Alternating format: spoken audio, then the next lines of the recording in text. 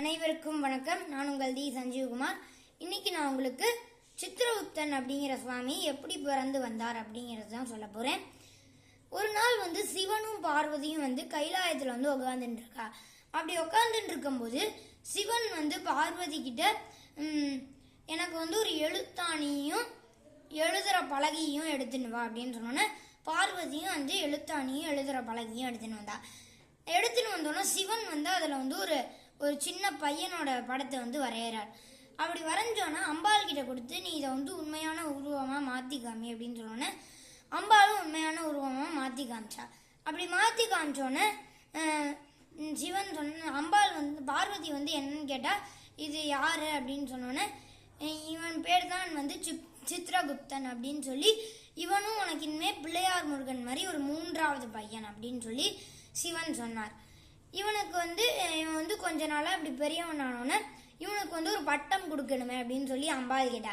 சிவன் நீ எல்லாரோட பாவ கணக்கையும் புண்ணிய கணக்கையும் எழுது அப்படின்னு சிவன் சித்ரகுப்தனுக்கு ஒரு பட்டம் கொடுத்தார். இப்படி கொடுத்தோன்னே கொஞ்ச நாள் இவர் இந்த மாதிரி பாவ புண்ணியத்தையும் பாவ கணக்கையும் புண்ணிய கணக்கையும் எழுதின்னு வந்தோன்னே இந்திராணி தவம் இருக்கா. சிவன் கிட்ட அவளுக்கு குழந்தையே இல்லைன்னு சொல்லிட்டு தவம் இருக்கா. இப்படி தவம் இருந்ததுனால சிவன் அவளுக்கு அருள் புரிஞ்சு எனக்கு குழந்தை வேணும் அப்படின்னு சொல்லிட்டு எங்களுக்கு குழந்தை வேணும் அப்படின்னு சொல்லிட்டு இந்திராணி கேட்டா சிவன் கிட்ட. நீ கொஞ்ச நாள் அங்கேயே இரு, கீழே பூமியிலே இரு அப்படின்னு சொன்னோன்னே நான் உனக்கு ஒரு மாடு தருவேன். அந்த மாட்டுக்குள்ள ஒரு குட்டி ஒரு குழந்தை பிறக்கும், அதாவது கண்ணுக்குட்டி அப்படின்னு சொல்லி சிவன் ஒரு குழந்தை பிறக்கும்னு சொல்லி அமைச்சிடுவார். அப்படி அமைச்சோன்னே கொஞ்ச நாளில் இந்திராணிக்கு ஒரு மாடை சிவன் அமைச்சு வைப்பார். அப்படி அமைச்சு வச்சோன்னா அந்த மாடை நல்ல மேய்க்கிற இடமா வச்சு ஒரு ஆள் வச்சு அதை நல்லா மேய்ச்சி அதில் அதுக்கப்புறமா ஒரு குட்டி வயிற்றுக்குள்ள இருக்கும். அப்படி இருக்கும்போது இதை நீங்கள் நல்லா இது பண்ணி பார்த்துக்கணும், ஏன்னா இதுக்குள்ளே ரொம்ப ஒரு குட்டி இருக்குது அப்படின்னு சொன்னோன்னே கொஞ்ச நாளில் அந்த குழந்தை பிறந்துடும். அது ஒரு கண்ணுக்குட்டியாக பிறக்காது, ஒரு குழந்தையாக பிறக்கும். அதுதான் சிவனோட அருள் புரிஞ்ச கிருபை. அதனால அப்படி ஒரு குழந்தை பிறந்தோடனே அந்த குழந்தைய அவள் நல்லா பார்த்துப்பா. அவள் அந்த குழந்தைக்கு சித்ரகுப்தன்னு பேர் வச்சிடுவா. அப்படி வச்சோன்னா ஒரு நாள் அந்த மாடு அந்த கண்ணுக்குட்டி அந்த மாடுலேருந்து வந்ததில்ல, அந்த மாடு அதோட குழந்தைன்னு சொல்லிட்டு பால் கொடுக்க வருமா. அப்போ அந்த இந்திராணி அந்த குழந்தைய கையில் வச்சிருப்பா. அந்த மாடு முட்டுற மாதிரி வந்ததுனால இந்திராணி முட்டை வந்துடுது அப்படின்னு சொல்லிட்டு அந்த மாடை அடிச்சிடுவா.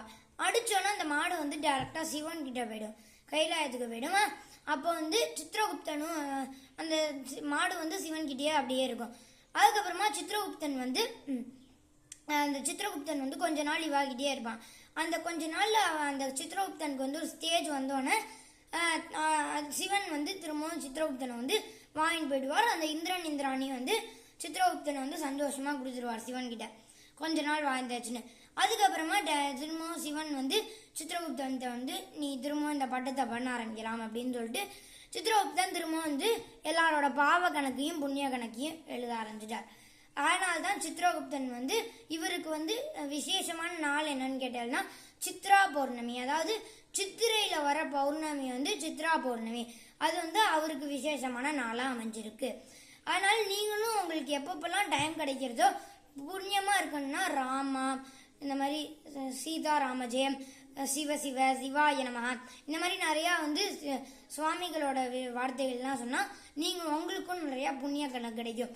இந்த வீடியோ பிடிச்சிருந்துச்சுன்னா லைக் பண்ணுங்க, ஷேர் பண்ணுங்க, கமெண்ட் பண்ணுங்க. ஸோ இதோட அடுத்த வீடியோ சந்திப்போம். நன்றி, வணக்கம்.